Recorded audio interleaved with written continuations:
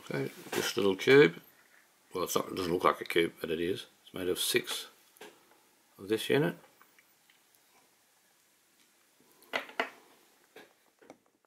These I sort of showed how to make in the other one. This one is interesting. That's a combination of a couple of techniques. That's just playing around. You can put in bigger loops instead of 4 loops, and it can make a pentagon ball on the end. This one is so. This is the beginning of a lattice.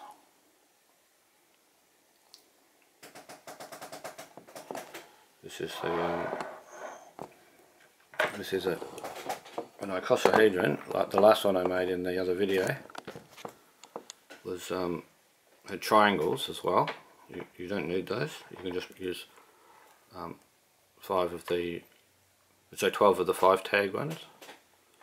That's like one of the 5 tags there. I don't know if you can see it now, but you just use 12 of those. Like that.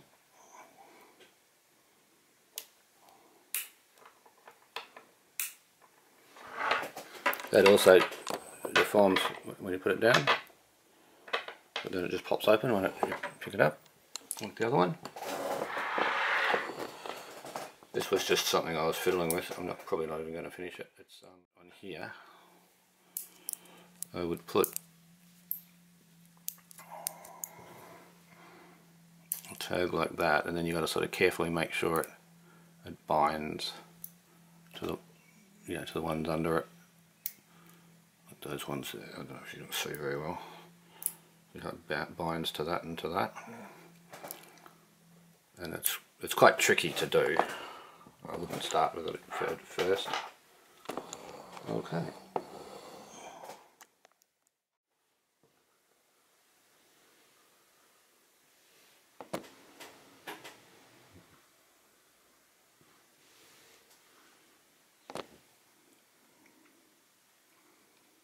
That's a shared tag between this one and this one.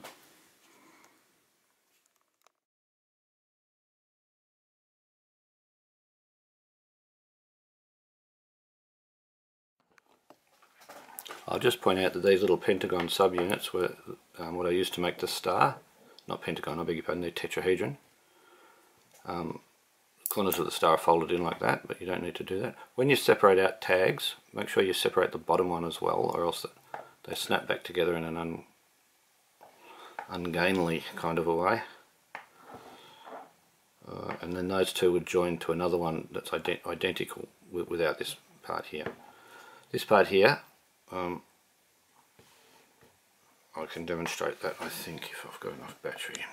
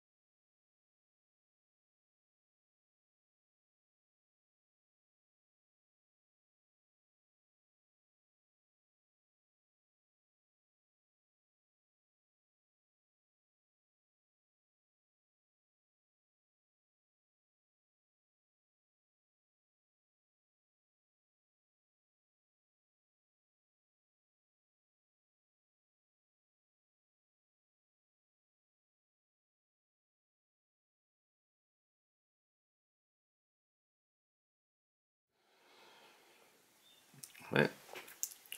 You have your 6 ring, you have your 6 little triangles like that, you fold them into a loop. Now each of these top parts alternates polarity. If this one's opposite to this one, it's opposite to this one. So you need to find the right one and poke it into that tag, that little 2 tag.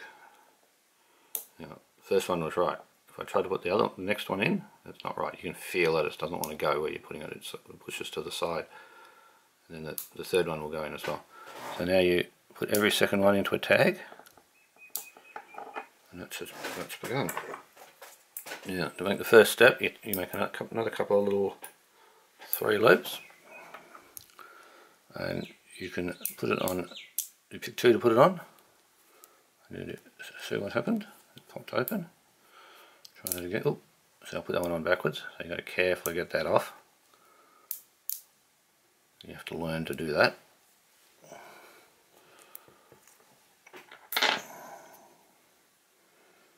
Put that one on. Right, and now you've got the beginning of it. Now, the technique for building up, I'll make it a little bit more clear than I made it last time. You're building it up with little 4 loops all the time. Squeeze each one into a diamond. This will make it the strongest. You can just put them on pell-mell and it can work. If you squeeze them into a diamond and then put it into the base first before it contacts the sides, it'll make sure that all the little loops remain loops. So 4 loops remain as loops of 4.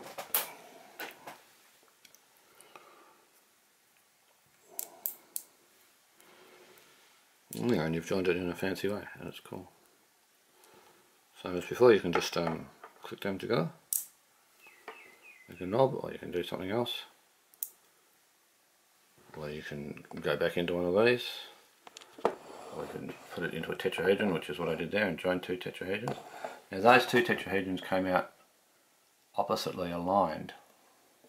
To make these, depending on how you start, you can change the alignment of the connection. Where you're putting on a 4 loop, you got to take the top one off and move it around one space. Now I'm going to attempt it. It's a bit messy to do. Right, so take one off, you move it to the next position. You take that one next to that off, so it's starting to come apart on me, and you put it in there. I'll do the last one first.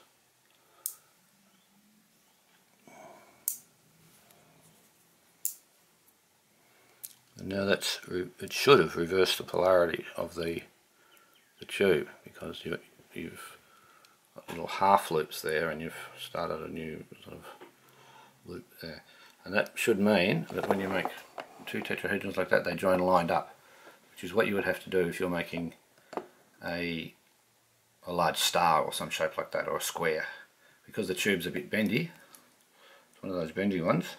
You can't really see it here, but it is a bit bendy. You could distort them, but if you use tetrahedrons, you can also distort the corner by just opening it, taking 2 out, and closing it. Right, and then you made that little strip shorter, and the outside one can be longer, or even not there at all. You could take that off and join it differently, and it'll change the natural shape of the corner to more right angles for a cube. So that's something worth remembering too. Okay, I'm out of battery. And now I've previously made a tetrahedron in the picture out of 4 of these. It's a 3 tag. Now I'm going to make one out of 4 of these.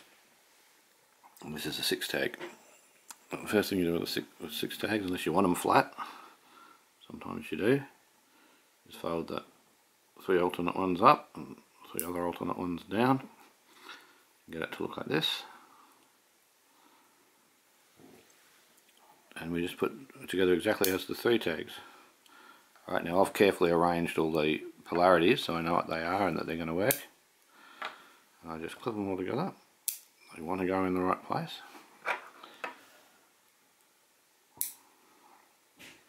I've already pre-folded some of the points. Well, it wants to, but not that much. That way. And the last one's that way. And now we've got a shape. Have I put that on the wrong one somewhere? Okay. Invert those carefully. And clutch it up big time, haven't I? must have put it on upside down at the beginning, but I can recover. Alright, so now 3 of the points are now, or 2 of the points have now got their tags sticking out. The other 2 I clipped them together. Now at that point you could put, if you're just happy to have a tetrahedron, if you wanted you could just clip a 3 loop on and make it come to a point. I don't really want to do that right now, but that's what you can do. And these tags come down here, so that means that the other tag is these ones. So you would separate here, put your finger right down into the, not just the first ball but also the second ball down there. Separate them. I'll leave that one done. What you can do now is just build up in the other direction. You could build another tetrahedron up on top of that if you wanted, or some other shape. Depending on what you want to do, you could clip it together with another tetrahedron. I think there's another video showing this, but well, and they're different size balls, but you would just clip it like that if you wanted. You don't have to, you can shorten these tags if you want. Once it's assembled, it's possible to clip the 2 off the tags and assemble it like that, and then do the same on the one that's going to mate it, and then you'll just have a much shorter join. That will be stronger. Well, anyway, there's different things you can do, but that's the tetrahedron that's used for the star of one of my previous videos. I'll just demonstrate how to make the ball.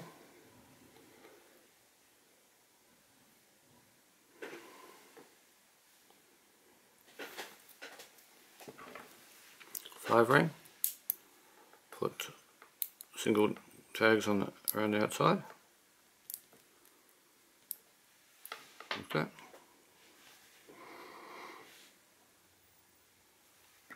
Go around putting more tags on.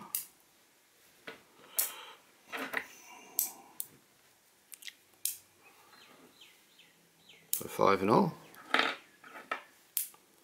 Allow them to spread out. And then put more on.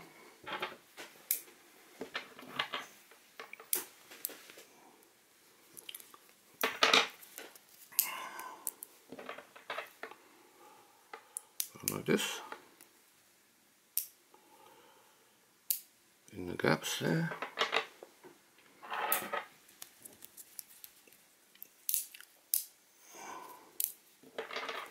If they open up like that, just close them again. Okay, you need 2 of those. Well, you need 12 of them because it's essentially a dodecahedron made out of these as pentagons.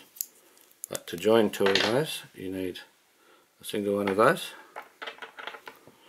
You put it into here. It's got to go exactly like that.